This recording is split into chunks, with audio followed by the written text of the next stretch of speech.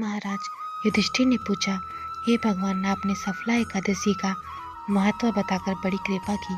अब कृपा करके यह बताइए कि पौष शुक्ल एकादशी का क्या नाम है और इसकी विधि क्या है और उसमें कौन से देवता का पूजन किया जाता है।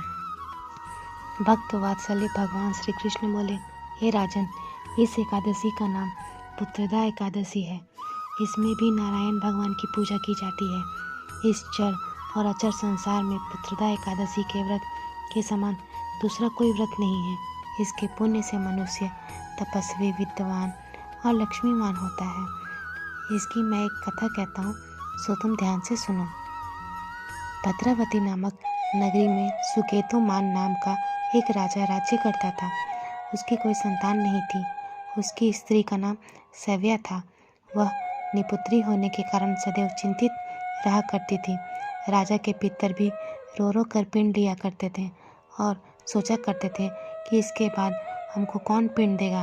राजा को भाई, बांधव, धन, हाथी, घोड़े, राज्य और मंत्री, इन सबों में से किसी से भी संतोष नहीं होता था। वह सदैव यही विचार करता था कि मेरे मरने के बाद मुझको कौन पिंडदान करेगा। बिना पुत्र के पितरों और देवताओं का ऋण मैं कैसे चुका सकूंगा।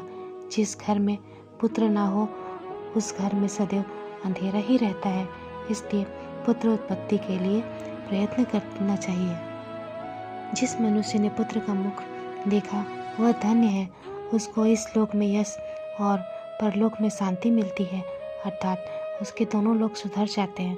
पूर्व जन्म के कर्म से ही इस जन्म में पुत्र, धन आदि प्राप्त होते हैं। राजा इसी प्रकार रात दिन चिंता में लगा रहता था। एक समय तो राजा ने अपने शरीर को त्याग देने का निश्चय किया, परंतु आत्मघात को महान पाप समझकर उसने ऐसा नहीं किया। एक दिन राजा ऐसा विचार करता हुआ अपने घोड़े पर चढ़कर वन को चल दिया तथा पक्षियों और वृक्षों को देखने लगा। उसने देखा कि वन में मृग, व्याघ्र, सूअर, सिंह, बंदर, सर्प आदि सब भ्रमण कर रहे हैं। हाथी अपने बच्चों और हथनियों के बीच घूम रहा है। इसी वन में कहीं तो गीदड़ अपने कर्कश स्वर में बोल रहे हैं, कहीं उल्लू की ध्वनि सुनाई दे रही है। वन के दृश्य को देखकर राजा सोच विचार में लग गया। इसी प्रकार आधा दिन बीत गया। वह सोचने लगा कि मैंने कई यज्ञ किए, ब्राह्मणों को स्वादिष्ट भोजन से तृप्त किया, फिर भी मुझको दुख प्राप्त हुआ, क्यों? राजा प्यास के मारे अत्यंत दुखी हो गया और पानी की तलाश में इधर उधर फिरने लगा। थोड़ी दूरी पर राजा ने एक सरोवर देखा। उस सरोवर में कमल खिले थे तथा सारस, हंस, मगरमच्छ आदि विहार कर रहे थे।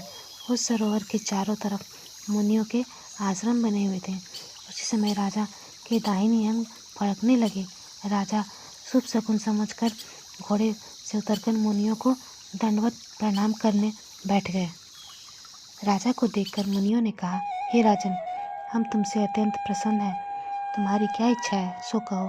राजा ने कहा, महाराज, आप कौन हैं और किस लिए यहाँ आए हैं, कृपा करके बताइए।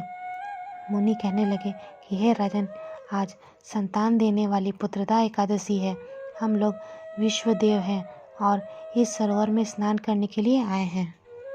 यह सुनकर राजा कहने लगा कि महाराज, मेरे भी कोई संतान नहीं है। यदि आप मुझ पर प्रसन्न हैं तो एक पुत्र का वरदान दीजिए। मुनि बोले, हे राजन, आज पुत्रदा एकादशी है। आप अवश्य ही इसका व्रत करें। भगवान की कृपा से अवश्य ही आपको पुत्र की प्राप्ति होगी। मुनि के वचनों को सुनकर राजा ने उसी दिन एकादशी का व्रत किया और द्वादशी को उसका पारण किया। इसके पश्चात मुनियों को प्रणाम करके महल में वापस आ गया। कुछ समय बीतने के बाद रानी ने गर्भ धारण किया और 9 महीने के पश्चात उसके एक पुत्र पैदा हुआ। वह राजकुमार अत्यंत शूरवीर, यशस्वी और प्रजापालक हुआ। श्री कृष्ण बोले, हे राजन, पुत्र की प्राप्ति के लिए पुत्रदा एकादशी का व्रत करना चाहिए। जो मनुष्य इस महामात्य को पढ़ता है, सुनता है, उसे अंत में स्वर्ग की प्राप्ति होती है।